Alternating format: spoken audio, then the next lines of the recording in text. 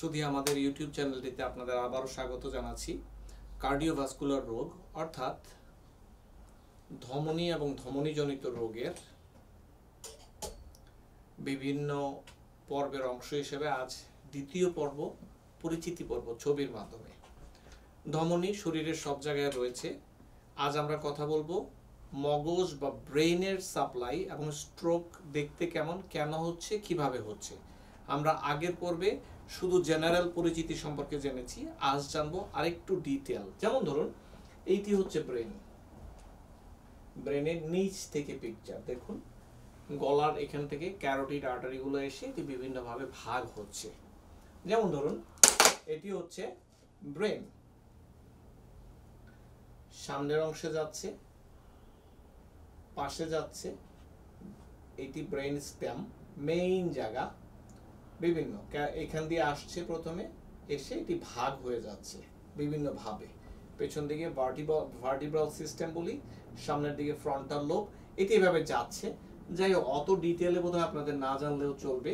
এটি কাটার পরে এটিকে দেখতে কেমন সেটি আমরা দেখলাম। আসুন আমরা এরপরে দেখি স্ট্রোক দেখতে কেমন। স্ট্রোক সাধারণত দুই ধরনের হয়।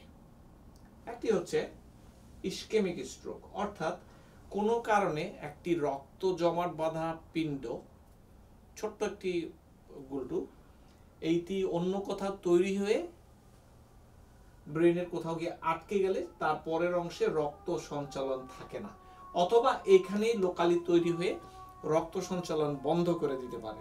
সেটিকে আমরা বলি ইসকেমিক স্ট্রোক।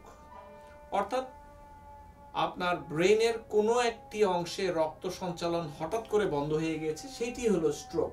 ক্লট বলি এটাকে, যে ব্লাড ক্লট বা রক্ত জমাট বাঁধা এখানে।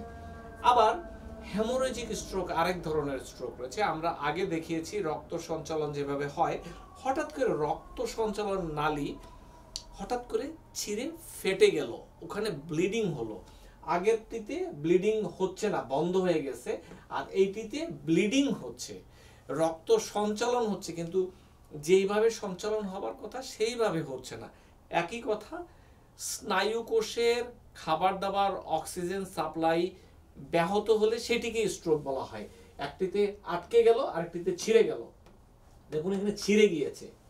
একই কথা, রক্ত সঞ্চালন না হলে এটি হতে পারে।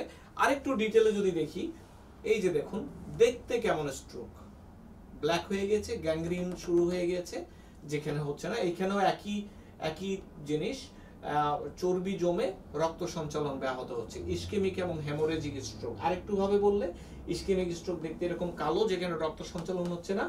আর হেমোরেজিক স্ট্রোক হচ্ছে ছিঁড়ে গেল, অনেক ব্লাড, সেটিকে আমরা বলি হেমোরেজিক স্ট্রোক।